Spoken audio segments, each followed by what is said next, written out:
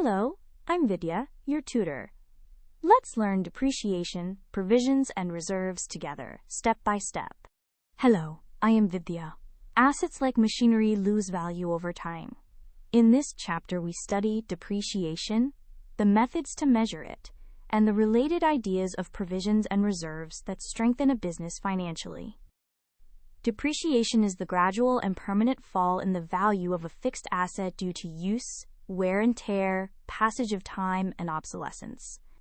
By charging depreciation, we spread the cost of the asset over the years it serves the business. Two main methods are used. The straight-line method charges an equal amount every year on the original cost. The written-down value method charges a fixed percentage on the reducing book value, so the amount falls year after year as the asset ages.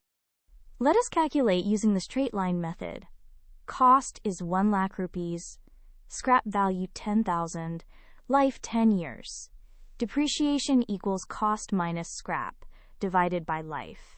That is 90,000 divided by 10, giving 9,000 rupees of depreciation every year. A provision is an amount set aside out of profit to meet a known liability or expected loss whose exact amount is uncertain. A common example is the provision for doubtful debts, created because some customers may fail to pay what they owe. A reserve is a portion of profit kept aside to strengthen the financial position or meet future needs. Unlike a provision, a reserve is an appropriation of profit. Reserves may be general, for unknown future needs, or specific, for a defined purpose.